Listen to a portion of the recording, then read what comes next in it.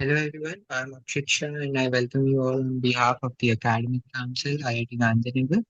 Joining us today is Dr. Shouharda Ghosh Bhaiya, Senior Engineer at Qualcomm's Wireless Modem Hardware System. Shouharda Bhaiya completed his dual degree from IIT Kharagpur, where he was awarded the Prime Minister's Gold Medal and subsequently completed his PhD from IIT Gandhinagar as a PMRF Fellow in an exceptional 2.5 years. Spreya, welcome to the podcast. It is a pleasure to have you with us. And thank you for inviting me. Okay, so first we want to know, so in India, a standard PhD typically spans from 5 to 7 years, yet you completed yours between 2022 and 2025. So how did you manage to execute this accelerated timeline while maintaining the rigorous depth required for doctoral research? Yeah, sure.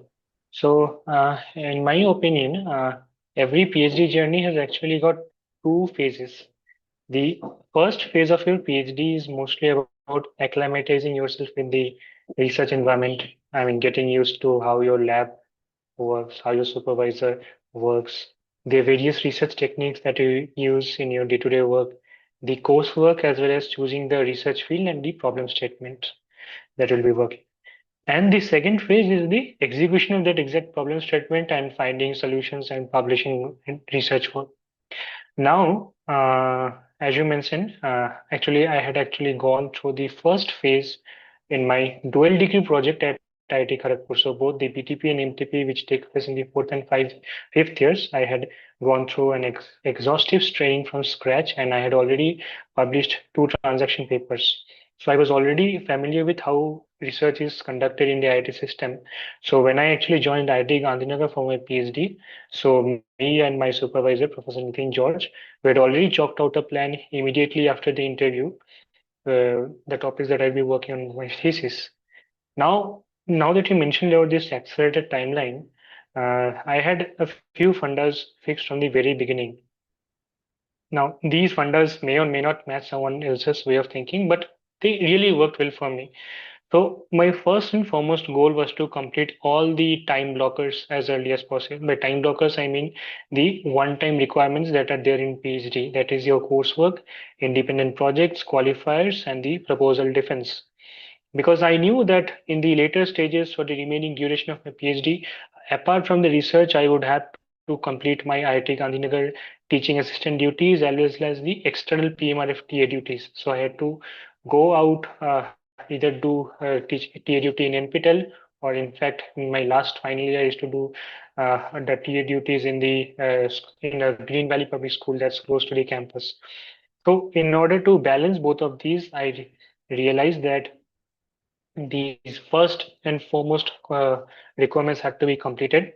And next is the point that what is the core of a PhD? It's the research thesis. So what I used to do was that throughout my PhD journey, I used to keep thinking about my research problem statements and the solutions every time. It was a 24/7 thinking process, even when you're doing ordinary things like when I used to go to the market or I used to drive from one place to another, or even while taking a walk. In fact, when we go for sleep, we do not fall asleep immediately. So during that transient phase, I used to think about all the equations, the signal flow graphs, the architectures before I fell asleep. And it is actually during those moments, those ordinary moments, that the solutions of those questions used to come to me, and I used to immediately get up and note them down at any point of time, at any place. So let's say I'm driving, I'm getting the solution, so I used to stop the car and then jot the points down on my mobile phone because I can't write that time. So what I saw is that in the in the other cases, a lot of PhD students, they actually start their research quite later because the first 1 or 1.5 year goes around in a lot of other non-academic activities and a lot of other things. The most important thing is that they get mentally involved in it. And because they get mentally involved, so that drags out the time. And when they finally begin the research, what happens is that the research goes on only as long as they sit in front of the computer or they keep reading the paper. So the moment they leave the library, they leave the lab, the research is over. But That's actually a time dealing process because you need to keep thinking, execute them. A lot of ideas won't work, so that also was necessary to be completed. So in my case, I that was one thing that I used to do, the 24/7 thinking, and apart from that was my daily routine. I used to go to sleep sharp at 10 p.m. Might be surprising for a lot of IT Gen folks over here. And being an early morning person, I used to wake up at around 4 a.m. So that time, no, there was nobody to call me or interrupt me. So a lot of research work got completed during that interval before I went to the lab. So those things made it very easy to complete my research as well as TA responsibilities. So what I feel is that the consistent 24/7 thinking process that you do even when you are not actively involved in research in front of a screen or in front of your supervisor, that played an important role. Okay, that was really motivating and inspirational. Thank you. So, uh, there is a common perception that accelerating a PhD might compromise the quality of the research. However, every chapter of your thesis successfully transitioned into a high-impact journal publication, such as the IEEE transactions on VLSI systems. What was your systematic strategy or risk management approach to maintain such consistent output? Although you answered Oh, it through your 24/7 thinking. yeah, there's another aspect to it. So, irrespective of how long a PhD takes, I think it's the quality of your publications that will play an important role in your career. Whether you want to go to the academia or you want to be in industry, be it government or private, your publications will be evaluated very seriously at all interviews. Believe it or not, in every interview I appear for, even in the government ones, in the industry ones, everyone took my research work seriously. They dove in really deep. If you choose to publish it in a low quality journal or let's say a substandard conference venue, you may think that you're completing your PhD earlier. It may help you graduate faster, but in the long run, it won't help you. In fact, your future employers will realize that you have not at all put in effort to solve really hard problems.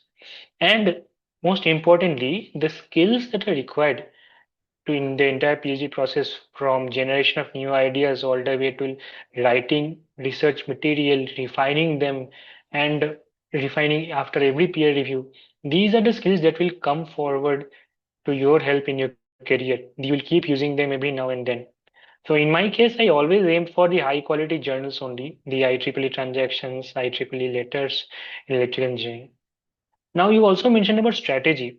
So I did not have any risk management strategy. The only strategy that I advised and I followed myself was to generate international quality and rigorous quality novel work. That should be only strategy. And please, I mean, because it's publicly visible to everyone, I would suggest do not go on doing some delta improvement upon an existing work and trying to fit in one or two parameters and get that as a PhD work. That won't really help you. That will land you in greater trouble in the interviews and your work as well. In fact, my supervisor played a very important role. Even after a lot of rejection from several places, he always kept on motivating me to continue publishing in high standard journals only. And eventually, that's what happened with all of the papers. So that high quality, that benchmark, that mindset actually made a huge difference in the long run. That's really awesome. And so, also, your core research lies in adaptive signal processing and VLSI architecture, Yeah. focusing on improving the clarity and power efficiency of digital hearing aids. For undergraduate or postgraduate engineering students listening to this, how would you describe the practical real-world impact of addressing challenges like acoustic feedback or speaker saturation? Yeah, so to be more precise, actually, hearing aid is just one application. My thesis was actually quite generic in the sense that it can be used in any application. So, for example, because our group, Professor Nitin George's Adaptive Signal Processing group, works on algorithms that are not only applicable for audio, but it's also used in places like radars, sonars, microphone array systems, that's already hearing aids, and wireless communication systems as well. What happens is that in any scenario, so my thesis, what it worked on was adaptive signal processing, and especially there were four directions to it. The first direction was that you have a set of array sensors. Now, when these sensors in reality, when they're fabricated, they will not be ideal. So, with the help of real, non-ideal, and dissimilar, these sensors may not be identical. In such scenarios, you will not get perfect data. So what kind of data processing can you do with the using those imperfect sensors? How will you process the data without calibrating them? See, calibration takes in a lot of effort and cost as well. So without calibrating, using data-driven methods, non-data driven method, in fact, because I was using hardcore basic signal processing stuff. How do you estimate the direction of the sources which are emitting the signal? That's DOA estimation. That was one of my thesis chapters. So these are used in scenarios when, let's say, electronic warfare, wherein you have these planes, fighter jets having 2D or 3D arrays of sensors mounted on the nose of the air of this airplane or this fighter jet, and using lesser number of sensors, how can you detect as many enemy missiles as possible? The second part of my thesis was actually the hearing aid that you mentioned. So hearing aids, if you see in the Indian ones, they are made from cheap amplifiers, and the microphones are also, they are non-linear devices at the end of the day. So ideal adaptive filters or the echo cancelers are made assuming that the systems are linear. But in our cheap hearing aids with these non-linear systems, you need to modify the signal processing. So that was also addressed in my thesis. And then another challenge was how, in the presence of noise, let's say the Indian scenarios and the American scenarios are quite different. So in India, you have a lot of honking noises, a lot of thunder, lightning, and all these natural and man-made noises, which provides a different kind of a noise distribution. So these noise distributions won't help in the standard cases. So how do you design special adaptive algorithms for that? So we call that robust cost functions. How do you design cost functions for that? It was a mathematical work that got published in Transactions on Signal Processing. And then, given these cost functions, how do you implement them on the VLSI architecture? How do you design the chip efficiently? Because if you try to run them on a CPU, they will have high latency and they will burn a lot of power. But you cannot use them on the low power edge devices. Let's say even when you're talking on the let's say on the phone or the satellite communication, such noise distributions may exist, but you do not want to burn all the power. So how, using approximation techniques of the mathematical functions that are used, and also VLSI low power techniques, how can you design such algorithms and implement them on the chip? That was the final topic of my thesis. So I hope I have been able to explain all the four different directions. Their usage is quite tremendous, and I think I could capture only a small essence of that, because these applications are beyond words, beyond mentioning as well. It was very much clear and very complete. So, Thank you. as you mentioned earlier, like your supervisor played a very important role. Yeah. So, my next question is, it is often said that the doctoral journey is heavily defined by the relationship with one's advisor. You worked Hmm. very closely with Professor Nitin George at IIT Gandhinagar. How did this synergy develop? How critical is it for the fast-paced researcher to find a mentor who aligns with their specific working velocity? Sure. So first of all, I am still till date really grateful and fortunate to have had the opportunity to work with Professor Nitin sir. In fact, it was me who had actually approached him before the interview for personally pursuing a PhD with him after I saw his existing work on VLSI signal processing architectures. In fact, this work that he had done on VLSI signal processing architectures was with one of our alumni, Dr. Dwaipan Ray, who is also currently a staff engineer at Qualcomm, although he is in platforms architecture department. Anyways, for anyone who joins a PhD program, I think it's important to understand that it's a relationship, and among these two people, who is the one who will benefit the most in this relationship, and where do both these people stand? So actually, if you see the supervisor or the guide, the professor is already quite well established. So if you publish something, if you publish your PhD work, so apart from some fractional increase in his publication count, there's not gonna be a significant change in his career, his or her career. However, from the student end, it's completely different because a student is actually starting from zero, and it is this PhD. It's a lifelong, one-time, life-defining event that I must say, which will open up new opportunities for the student. So it is the student who is completely at the benefiting end, right?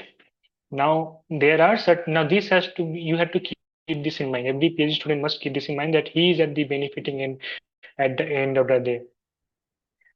So why I'm saying this, there are certain situations in certain discussions, certain scenarios where there might be mismatch in opinions between the supervisor and the student.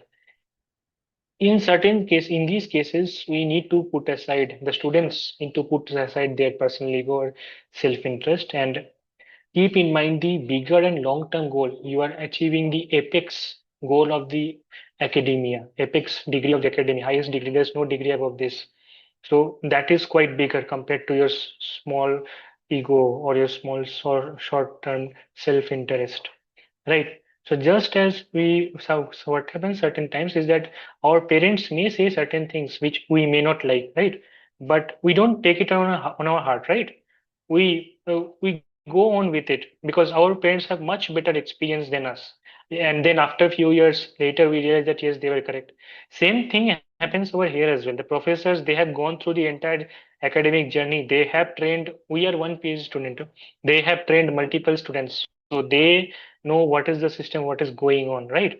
So in such scenarios, we must keep that self-interest aside because they have that good experience. And there are, I've seen certain scenarios where the students feel that, okay, my supervisor is not that great. The other supervisor, the other friends, they have better supervisor. They are helping them. They are getting papers accepted. The professor is great and all that. But then there are two things to look at. First, we need to realize if the supervisor was really great, then this and getting so much help, the students are getting so much help. Am I at that level? The students must be at an equally higher level, right, to get that level of help. So you should ask yourself, am I at that level to deserve that kind of help? Really, am I doing that much work? And another thing I strongly believe is that if a supervisor keeps on spoon feeding the students and help them get their papers accepted without seeing them struggle, they are not failing themselves, they are not struggling themselves, not getting the paper accepted on their own, then it's not at all a real PhD because it's the struggle in the PhD that will actually grow you up. So that gap in the independent thinking, because you have been spoon fed, that will show up very easily during your interview itself because the interviews go really deep. Or if you by chance pass the interviews as well, it will show up in the workplace as well. In my case, the biggest advantage of working under Professor Nitin sir was the research independence and the freedom that he gave me. And it was because of that freedom I realized that I could take up a lot of new problem statements even in fields that are much far from the lab's core area of work. So moreover, he was also very flexible with every student that he worked and he used to tune himself based on the student's working style and efficiency. So you must be knowing he's the registrar in charge right now and also the dean general academic affairs and general affairs now. He was academic affairs during my PhD tenure. Despite that continuous busy schedule in his administration, he is a very good listener. He always made time for every student. Right, he used to be available in his cabin all the time just to ensure that his students remain satisfied, their doubts are cleared. So he used to listen to us all the time, cleared all our concerns, be it academic or personal, every kind of thing. And that used to make the student's life much easier. And I often call his mentoring style as rate matching. So rate matching, if the audience knows, it's a term in 5G. So rate matching means that he used to adapt his rate to the student's rate. So if the student is slow taking time, he used to grow slowly. In my case, I was a bit fast, so he used to also go fast and then push more ideas, give me more problems to work upon. So that adaptive nature was one of his biggest strengths, I would say. That was really insightful. And my next question is, immediately after defending your thesis, you opted to stay at IIT Gandhinagar for a postdoctoral stint also, pivoting your focus towards quantum wireless sensing under Professor Raghunandan Rao. Usually, researchers immediately transition to corporate roles or look for international postdoc. What motivated your decision to pursue an institutional postdoc first, and how did it expand your research perspective? Well, actually, that decision was not a self-driven decision, but the circumstances made it so. So what happened was that after I submitted my thesis, I immediately started applying to a lot of government R&D jobs. And by the time I had defended my thesis, a lot of these applications had already been processed and they were in the pipeline, and some of them had already started the screening, some of them were in the interview stage. And as you know, this government recruitment process usually take 1 to 1.5 years from the application to the final offer, and then involve lots of interview rounds. And one more thing, when I pursue research, I want to do it wholeheartedly. I do not want to do it half-hearted or live in the middle. So, in my opinion, if I had to go for a new place for a postdoc, that wouldn't be the right decision at all, because I would have to keep traveling for the interviews and also try to, at the same time, I would have to settle in the new institute, new research group, new research topic. So, that would have disrupted both sides.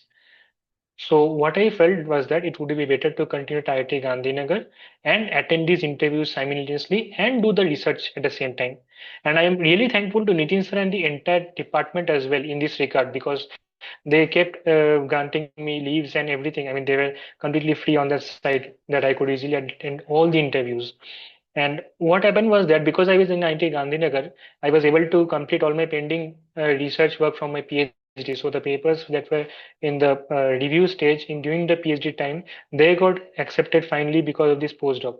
Had I been in any other institute, it would have been difficult to continue those publications. Now, coming to the quantum part that you mentioned, quantum signal processing. There's a very interesting story behind it. So in our department, what happened?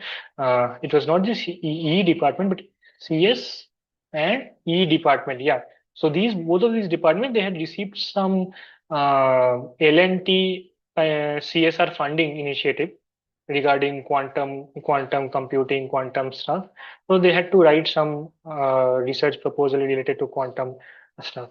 So then the signal processing panel was also involved. So Nitin sir asked me to see that if, because he's in audio primarily, he told me that you see if there's any possibility of implementing quantum stuff or any connection with quantum and audio. So while doing the research survey, I came across an interesting topic. So there's something called the music algorithm, music. So that music algorithm has got nothing to do with the music that you hear, but it is a direction of arrival algorithm that works with given a source that is emitting a signal. How do you look at that source? Okay, so that's actually a part of our the topic is a part of our research lab, and a part was a continuation of my thesis. So what I found was that there was something called quantum music.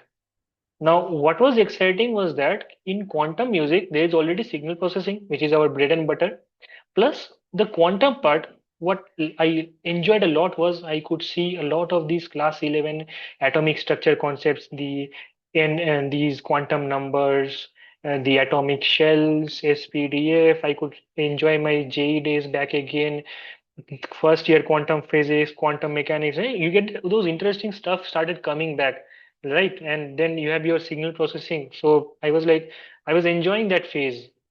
And at that very exciting time, it was Professor Raghunandan Rao had joined IIT Gandhinagar exactly at that July time. So where I just started my postdoc, and that L&T CSR funding had come. I was writing proposals. Raghunandan Rao came, and what was surprising, the quantum music. So music, so that DOA estimation is a part of a wireless, can be looked at as an extension of wireless signal processing as well. And for long, I wanted to work in the communication signal processing as well. So that was a perfect timing for everything.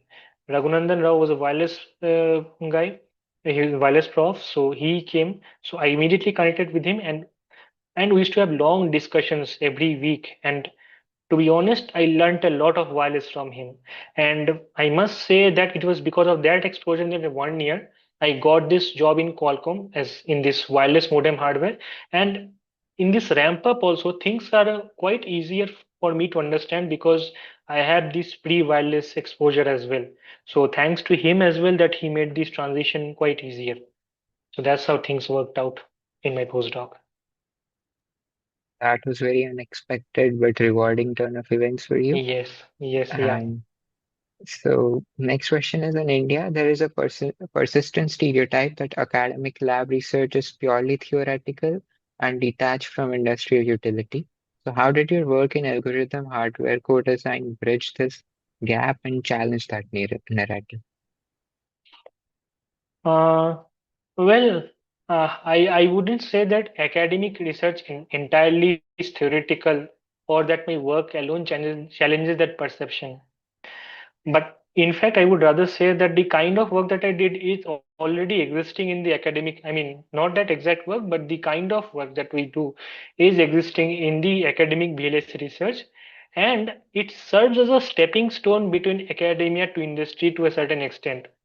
Now, the reason why I'm saying this is a stepping stone is that, see, in industry, the VLSI design, especially in product-based semiconductor companies like Qualcomm and Nvidia, they happen at a enormous, gigantic scale.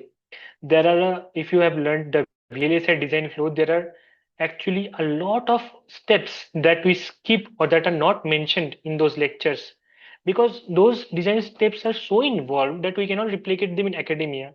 And there are a lot of other, I mean, that's not required in academia. You don't want to sell a chip to the market, right? But if you look at academic VLSI, academia in itself places much more emphasis on theoretical understanding, first first principles analysis, and mathematical justification.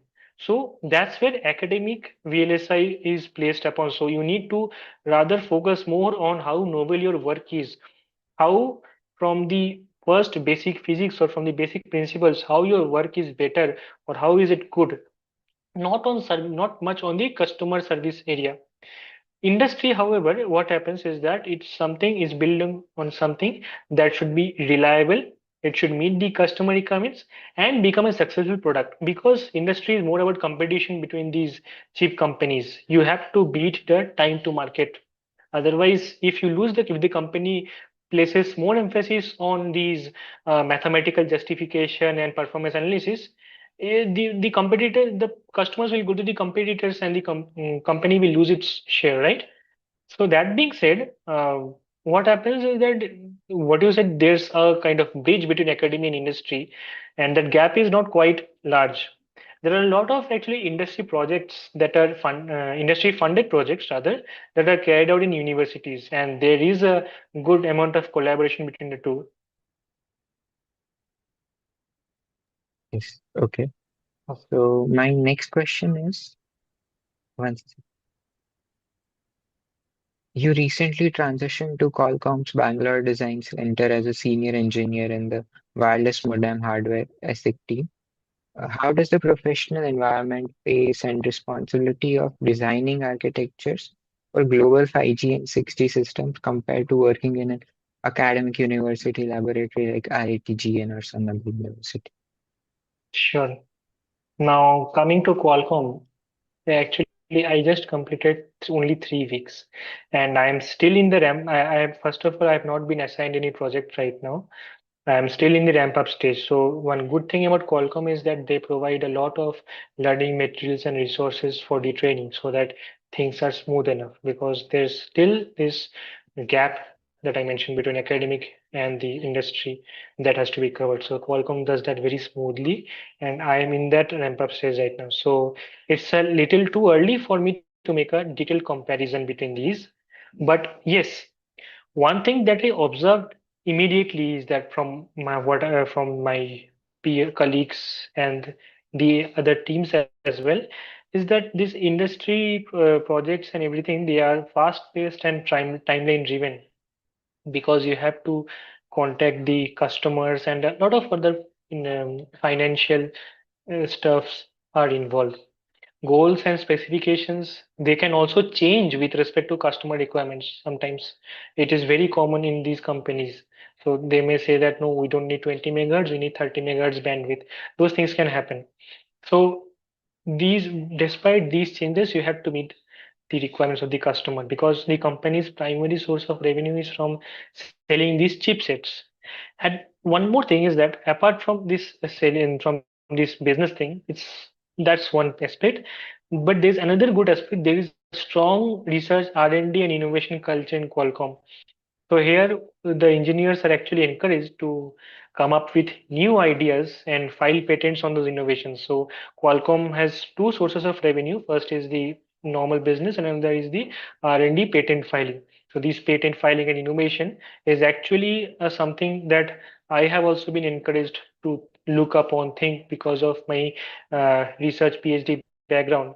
So I think this is a really great place to work because there's both the finance, the economics to look into, as well as the innovation part as well as a continuation of the PhD. Great. In addition to your industry here, you were also selected as a scientist for Defense Research and Development Organization, the famous DRDO, but ultimately chose for the corporate R&D path. That must have been a significant decision. So, what advice would you offer to young PhDs which are at crossroads between prestigious government defense laboratories and multinational technological companies? Well, that's a really interesting question. So actually, I think that choosing between different career options boils down to a lot of personal factors, like your personal preferences, your family background, and a lot of other non-academic aspects of your life. Because you see, at the end of the day, we are human beings, right? We are not robots. So the mental satisfaction should always be at the highest priority. I mean, that's my way of thinking. There will be a lot of people around you who will give you a lot of advice that about your career, which one you should choose, which one you should not choose. And they may be really excellent from a purely career perspective.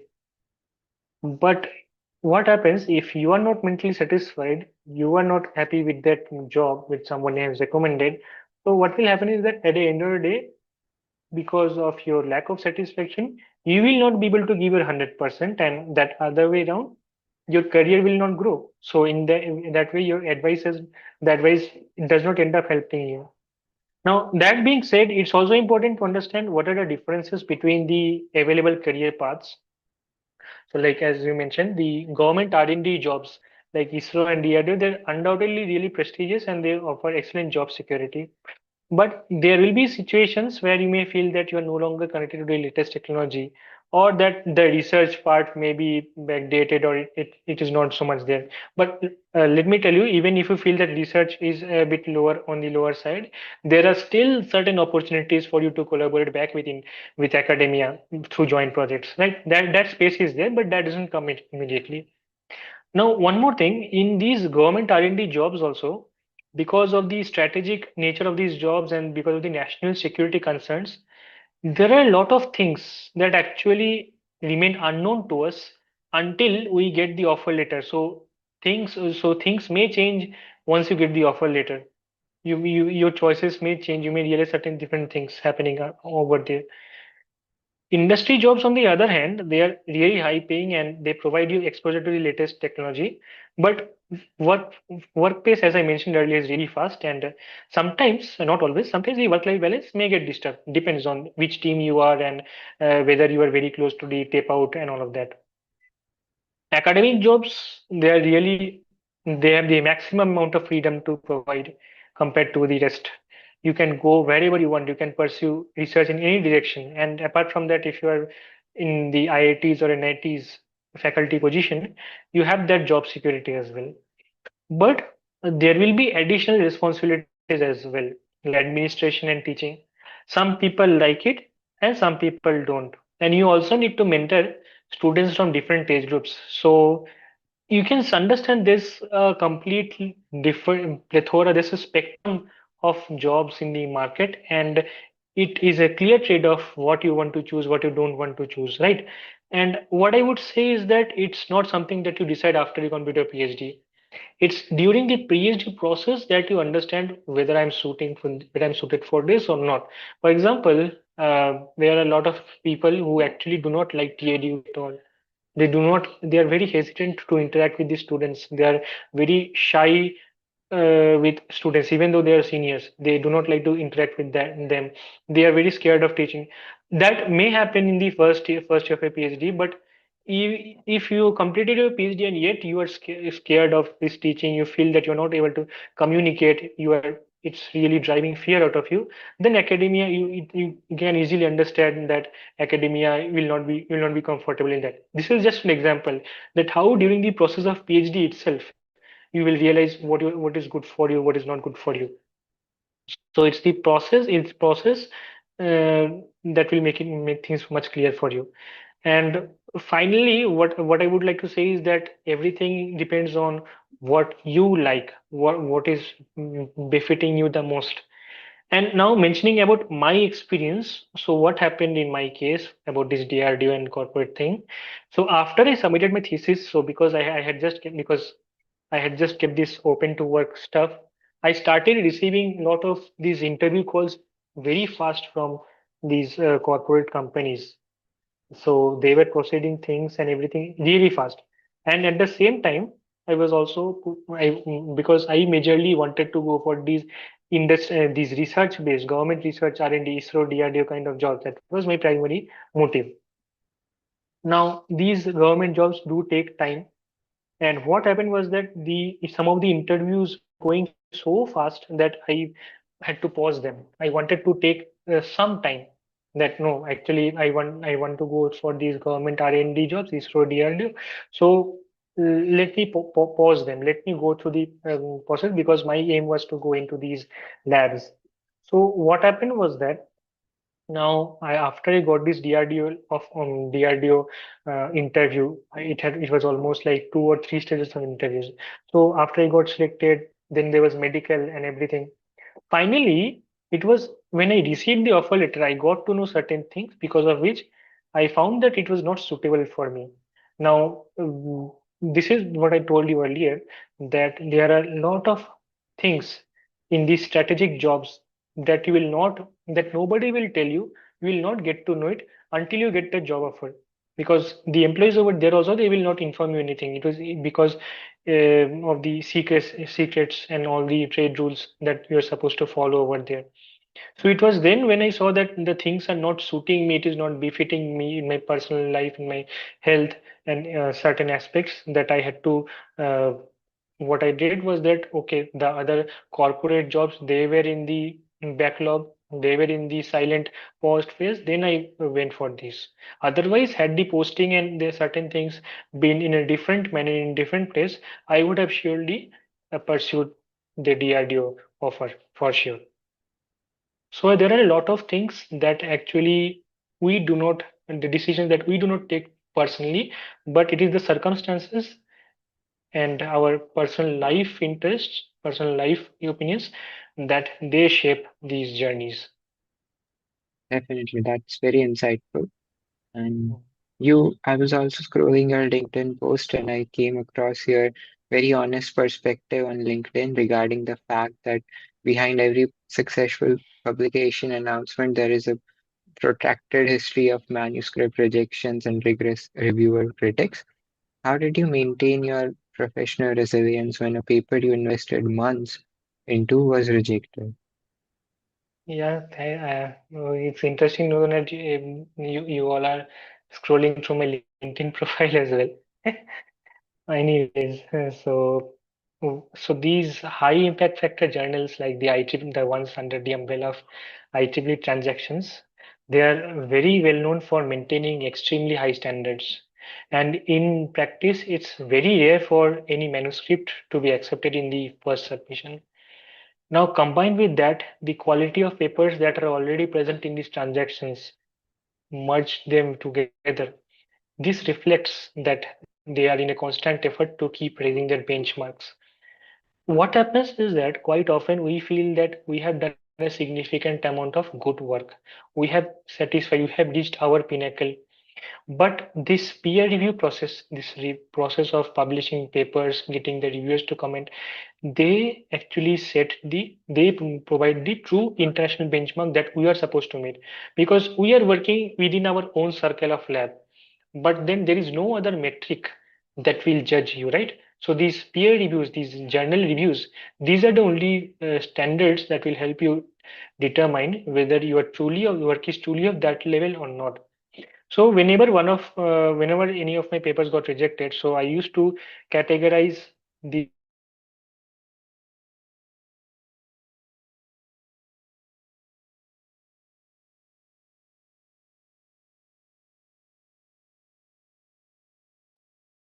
were Hello, hello,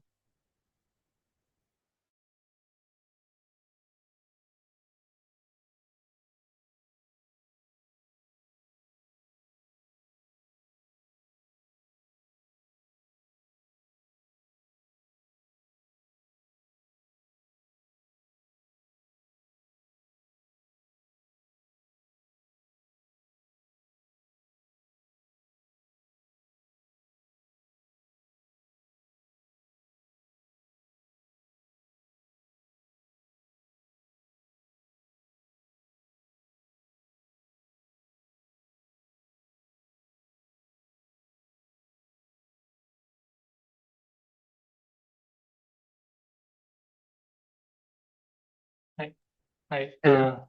Am I Hello. Yeah. audible? Okay. Yeah. Yeah. Am I Yeah, audible? There was an yeah. interruption from mine. There was internet. Yeah. Okay, There was a no power. issues. So what was I saying? Can you please mm, can you just tell me back? I mean, I would like to continue from where I was saying so that the audience gets to get a good picture. Yeah, you were talking about when you got rejection, you would always categorize your papers. Oh, yeah, yeah. So I would categorize the reviewer comments actually into two categories. So in the first case, I used to see that when I submitted to multiple journals, everybody was pointing towards the same issue, that this work has certain aspect missing, this work has certain part of the novelty missing, or certain part was really shallow. So when you get similar signal from multiple journals and multiple reviewers also, then it was a strong signal for me that this work has to be really upgraded. This is not going to be published at all. So that's when I used to get back to this consistent thinking process that I mentioned earlier. Consistent mental thinking, hit and trial through all the possible ways, all the novel techniques that you can apply, 24 into 7 thinking, right? So that's what I used to do. And then I got that general framework idea how to proceed with that work. Right. In these situations, the peer review actually generally help. This is what peer review was actually meant for. Now there is another situation.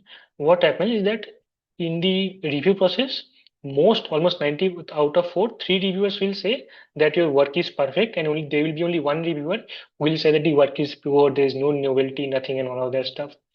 Now we keep resubmitting that paper for major revision, resubmit and all of that.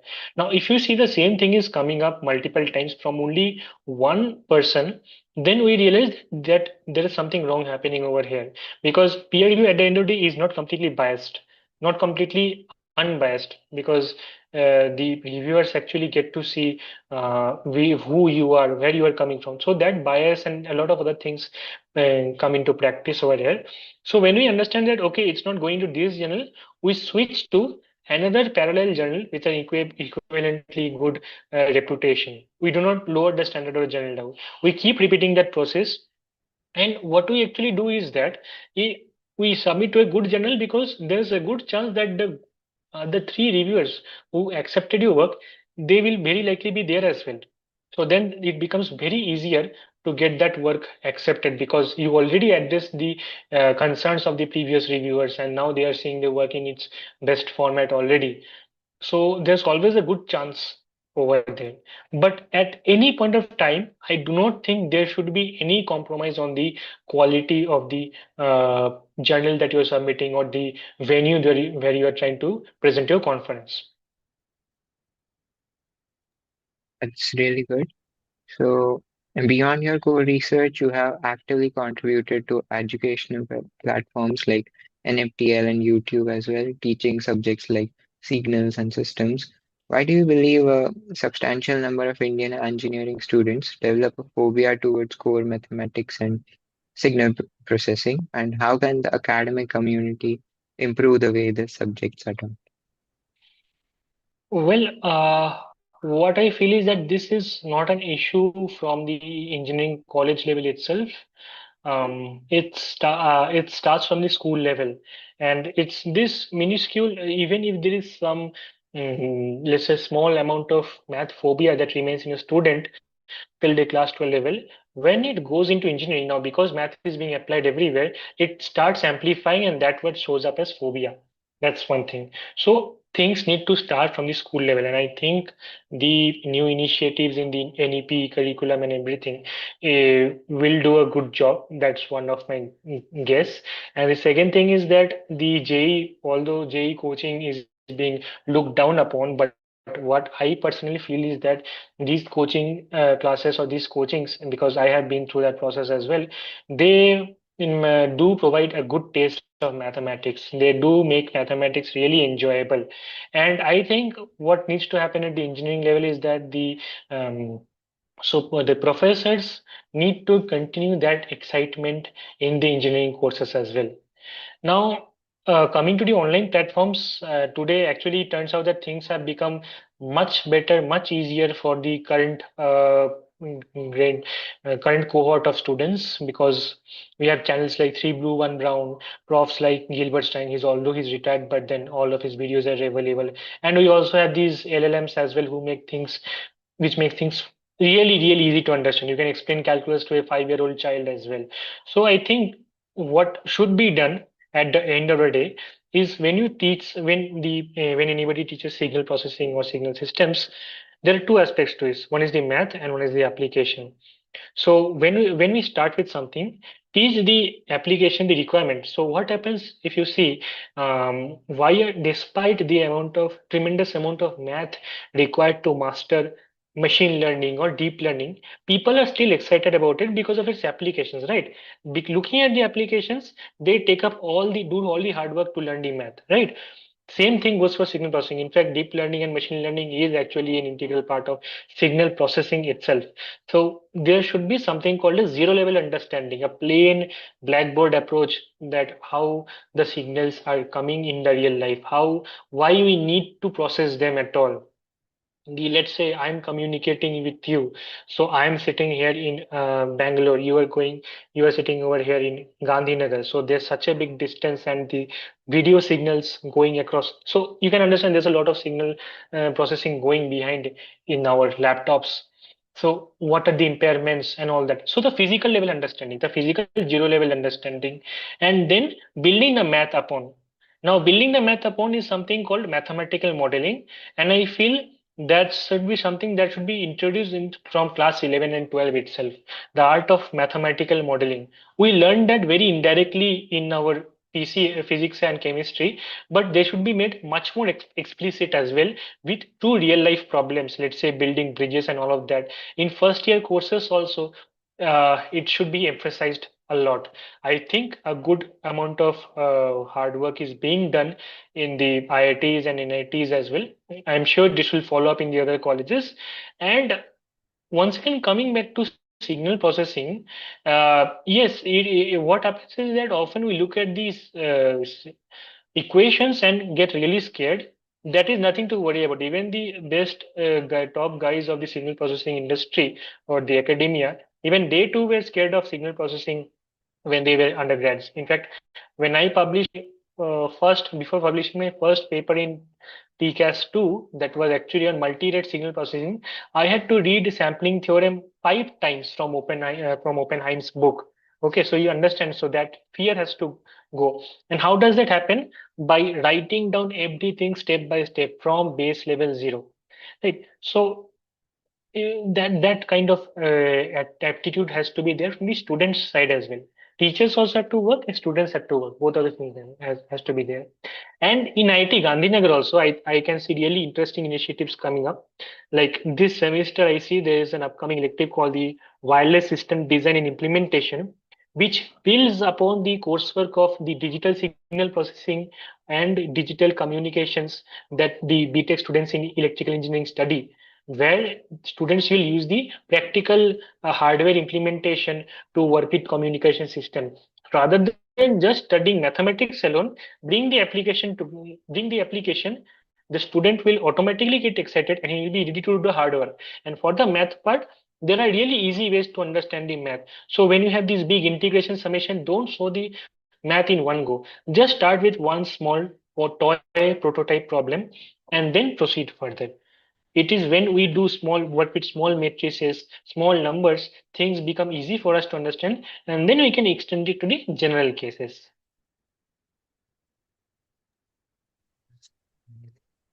To conclude, uh, if you were to provide a structured three-step framework for a 21-year-old student who wishes to pursue core hardware research but is hesitant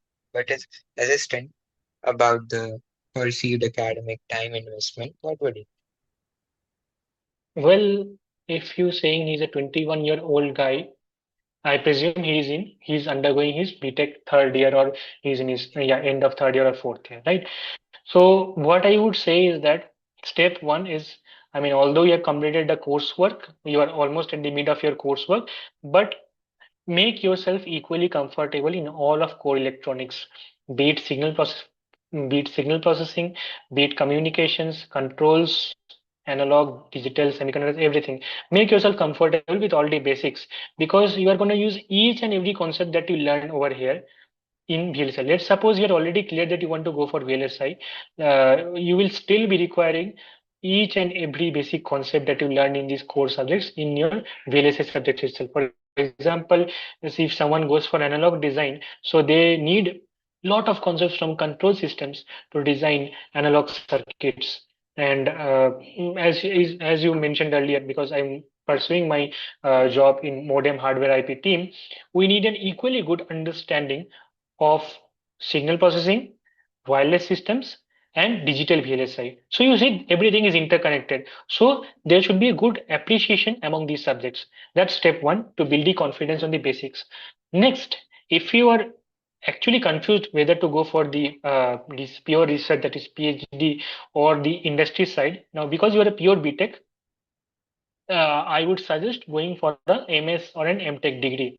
So what will happen is that in the MS and MTech degree, you will get a better exposure to all the core subjects of the VLSI, the device domain, the analog domain, and the digital domain. These three major domains will get exposed to. You will do detailed projects. You'll do a research course because you will be doing the MTech project, which is stronger than a BTP in your college.